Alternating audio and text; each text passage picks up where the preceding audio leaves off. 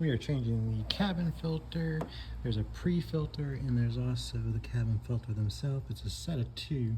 One sits there and one sits there. I already took them all out, but I will show you the reassembly process and go from there. So it's a little tricky to get them out. Not tricky, but just awkward. So the first one is a set of two, and they look like such. These are the old ones. There's a set of two, and these are the new ones that are going in. As you can see, there's a configuration of like slots cutouts. So you just have to make sure those are in the right orientation, as well as the airflow with the arrow going down. So that's one of them, and that is the other. And there's a pre-cabin filter, which is right here. I'll show you that in a second. But you basically just slide one in and kind of fits in there. So that's one of them in. And then the other one, kind of have to finesse it in there, but it is not terrible. But I think it might be easier if I just leave that one in there. Slide that one over like that. And then the other one at its place.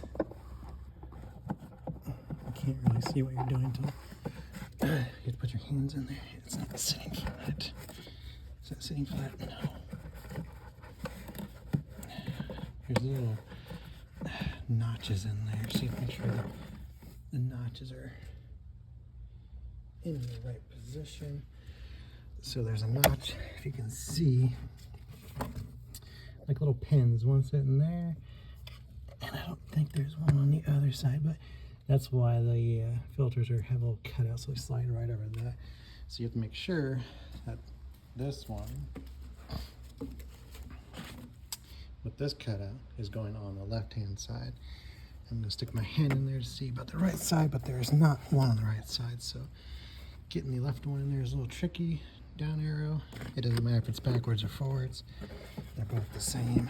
And so that's in there. I'm going to put my finger in there to make sure that's in there, so that is now sitting nice and flush, if you can see that. And then I'm just going to slide the other one right on top of that.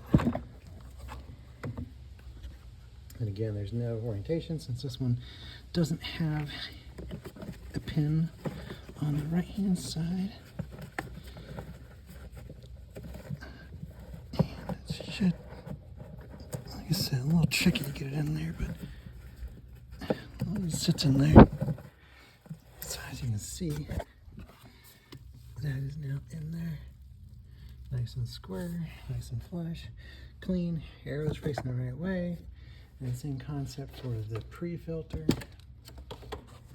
So the pre-filter is just almost like a regular cabin filter. And it looks like this, just a normal cabin filter. And the airflow is going towards the vehicle, so it has to go in that manner. And then, let's see, this one is a little different than the one I took out. I don't know if this is the right one, but let's just see if it fits in. So that's the pre-filter. So it just catches everything before it goes in. And again, the airflow is facing that way. This is a man and homo filter. So that is now in place. It's, I won't say locked in place, but it's in place. And then the housing will just go up in here and just slide into place. Can't really see, you can't see what I'm doing, but it sits in here, and then these two pins, this one here and here, there's another one over here. Those will just lock into place, and that locks the housing assembly in. And then, like such, that's locked into place. There are no other filters after that, and basically just need to put on the cowl, the windshield cowl, which is this guy, and it kind of just sits in place like such, and then the weather stripping kind of just goes back over and locks everything in place, and that is it for the air filters. Cabin air filters for GL350, and they're pretty much the same on all, I'll say all Mercedes, but all GLs. So